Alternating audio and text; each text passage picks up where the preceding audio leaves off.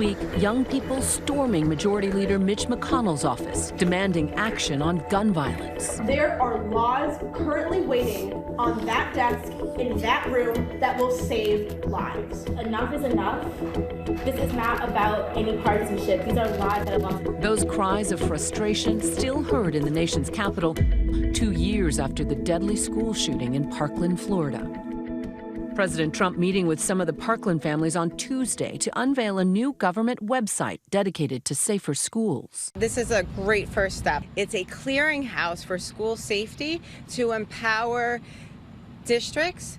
But that meeting sparking controversy with those parents not invited, including Fred Guttenberg, who lost his daughter Jamie. So long as I am president, I will always protect your Second Amendment right to keep and bear arms. In reaffirming our heritage as a free nation, we must remember that America... He was escorted out of the State of the Union following an outburst last week.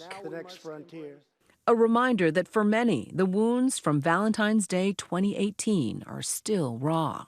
It's 2:52. Where are you I heard one gunshot. And we thought it was a drill initially, but it's not. Hopefully I lived through this. I heard the first shots, first 7 or 8, and then fire drill went off. And just heard more and more and more. In 6 minutes and 20 seconds, a gunman stole 17 lives, 3 faculty members, and 14 students. Never again! In its wake, your comments this week and those of our president have been pathetically weak. A steady drumbeat demanding change. Imagine getting in a plane crash, surviving, and getting on the same plane every day where the one issue that caused it isn't fixed. Those stories of activism and healing now chronicled in a film, After Parkland, produced by ABC Documentaries. I'm here marching for my boyfriend, Joaquin Oliver. There's a referee in Washington who's making calls in favor of another team for money. When politicians send their thoughts and prayers with no action, we say no more. Students like David Hogg, who became the public face of the Never Again movement, in quiet moments, rarely seen, like on the morning of the first day back at school after the shooting. The other reason why I went out and spoke out so much was because of my sister. She had 4 of her very good friends die. And I couldn't stand to hear her cry so much and know that I couldn't do anything that would bring her friends back. Capturing private grieving before public statements, like on the morning of the National School Walkout. Doing the walkout today for really Elena, one of my friends that was lost.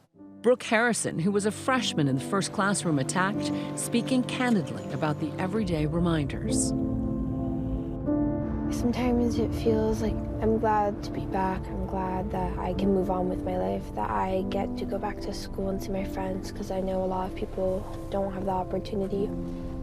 And other times it kind of just feels like a ghost town, because I remember the people that used to go here and they're not there anymore.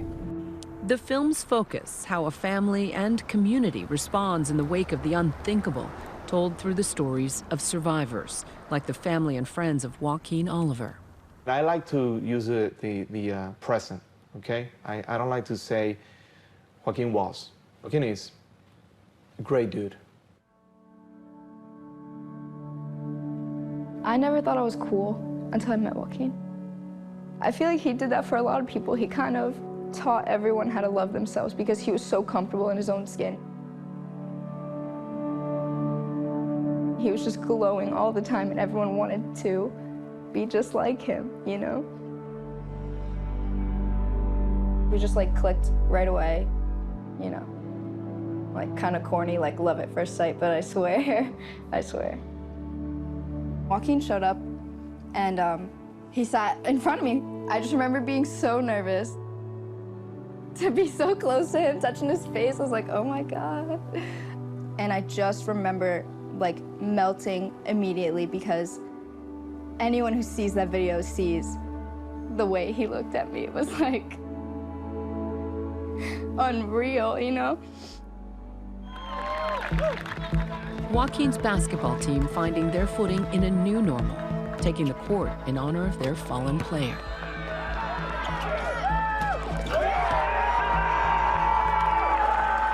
It's the first time I had been on a team where I knew everyone.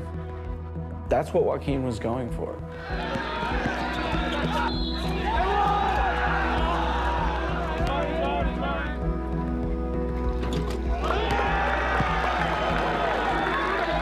I try to play good and play as hard as I can because he gave it 100, always. She was Daddy's princess. The film also follows the loved ones of Meadow Pollock. Without the song on. Stop. How you doing? Good, good, man. Her father was driven to fight for school safety after her death. Good turnout, right? My daughter's on my shoulder all day long, telling me never to quit. We're gonna fix it. We're gonna fix it for these people. I focus all my energy on what I could do to prevent things like this from happening again. Okay, everybody, girls, look at me. Big smiles.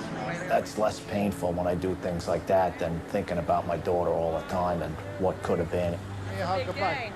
See you soon, okay? Oh, wait, be so careful. Be careful. Teenage rites of passage. I'll just do light. Overshadowed by profound loss. Is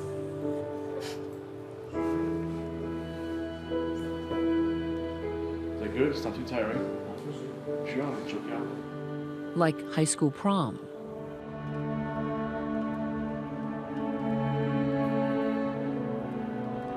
These little white ones are from the first bouquet of flowers that Joaquin ever bought me. He showed up at my door after I got my wisdom teeth taken out. And he was just sitting there on my step with them in his hands. It was really cute. And graduation. Accepted for Joaquin Oliver, his mom, Fabrice.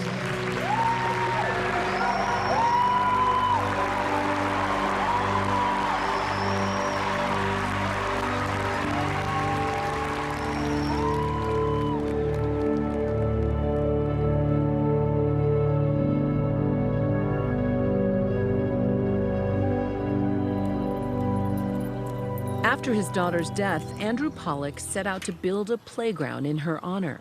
Here, go up there. Come on, get up there. He has since left Parkland and travels the nation speaking out about school safety, but last month returned. As Princess Meadows Playground opened.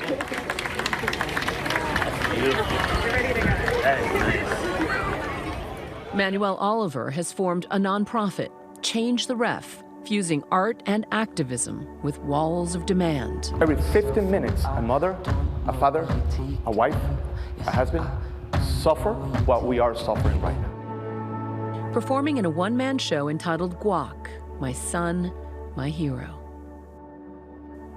And for the students, navigating a delicate balance between activism, exams, and being teenagers, but always carrying with them the ones they lost that day.